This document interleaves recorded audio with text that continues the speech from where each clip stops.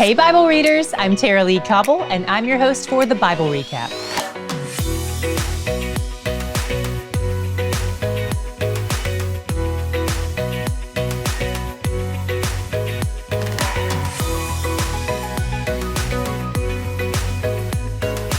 Apart from the Psalms, it's been a while since we checked in on David and his storyline.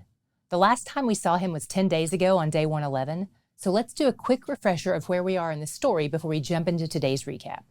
Before today's reading, David has been king of the tribe of Judah for about 7 years.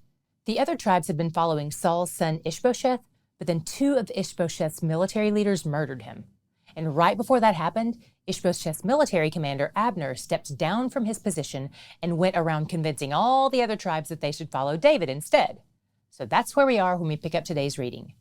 We hit 2 Samuel 5 first, then jumped over to 1 Chronicles 11 and 12, which recounted a lot of what we'd just read in 2 Samuel 5. And that's often how it will be when we incorporate Chronicles into our reading. But remember that it will often give its own lens on things, taking out some of the things that are less favorable, adding in some things we don't see elsewhere. Let it flesh out your understanding of these stories a bit more.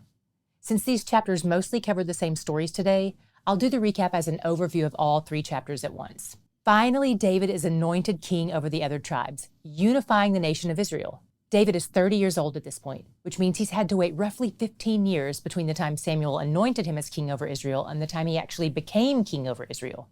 Up until this point, he's been reigning at Hebron, which was the religious capital at the time. But he's got his heart set on moving the capital to Jerusalem. There's only one problem. The Jebusites live there.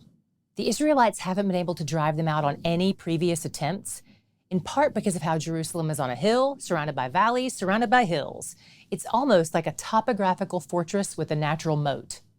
The Jebusites who live there taunt David, saying that he's so weak and that Jerusalem itself is so fortified that they could practically appoint blind and lame people as their security guards on the walls surrounding the city, and he still wouldn't manage to get in.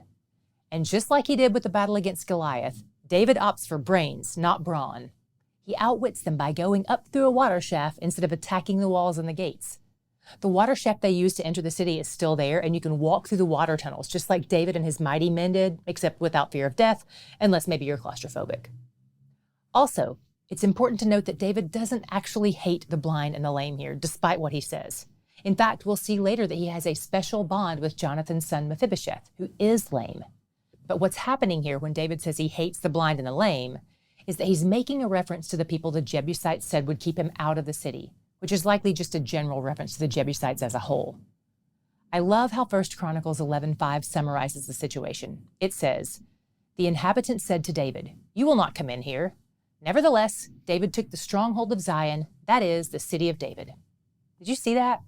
They forbid David from entering the city that is now named after him. That's so funny to me. I love the irony. Anyway, David takes Jerusalem and makes it the new capital. So they move everything over from Hebron to Jerusalem, and David builds his castle there. You can walk into it. They only discovered it a few years ago. They even found what is maybe his private toilet. Shortly after David is made king over Israel, word gets back to the Philistines. Remember how David had moved to Philistia when Saul was trying to kill him, and he pretended to be conquering Israelite cities, but he was actually conquering Philistine cities and lying about it? Well, now the Philistines finally realize that the guy they thought was on their side fighting for them is actually the king of their enemies, so they come after him. He seeks God about what to do, and God promises and delivers victory.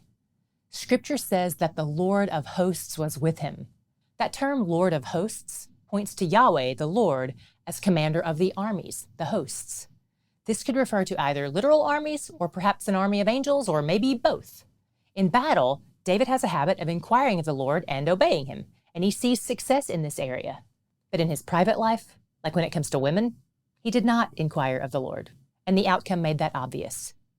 Despite his great victories, Scripture makes it clear that David wasn't perfect. He starts accumulating new wives and concubines right away, despite God's commands against this in Deuteronomy 17. In addition to accumulating women, David also accumulates an army of mighty men. These mighty men included 3 main warriors, a core group of 30, plus a few bonus guys who joined in from time to time. We see some stories about how powerful and victorious they are, but we also see that they make some foolish moves out of loyalty to David. Today's reading ended by reflecting back on some of the ways God protected David before he rose to power. We saw a long-awaited promise fulfilled today. Where in the storyline did you see God's character on display? My God shot was in 2 Samuel 5:10-12. These verses make it clear that David's greatness didn't originate with David, and it didn't terminate on David. It says he became greater and greater because God was with him, just as he has been since David was anointed king in 1 Samuel 16. And it also says that God exalted David's kingdom for the sake of his people Israel. This was about something much bigger than just David. God is the source, supply, and goal of all this, or as Romans 11:36 puts it, from him, through him, and to him are all things. I'm grateful we can relate to David's humanity and imperfections, but I'm also grateful that the stories we read and the stories we live aren't about us, that they point us to something far greater than any flawed human. They point to an eternal God who is working all things together according to his will, which is also for our joy, because he's where the joy is. Do you know someone who needs to be reminded that he's where the joy is? Like maybe you? We have some great pieces of merchandise for both the ladies and the men in your lives, including t-shirts, bracelets, koozies, keychains, ball caps, and we even have merch for the babies and the kiddos. That's right, I know some of you have kids who are watching with you, so we made them a shirt too. And we also have an exclusive piece from Dermushka. It's a necklace that symbolizes joy, and it's based on Psalm 16:11. In your presence, there is fullness of joy. In other words, he's where the joy is. You can find all these pieces and more by clicking the store link at thebiblerecap.com or look for a link in the description box.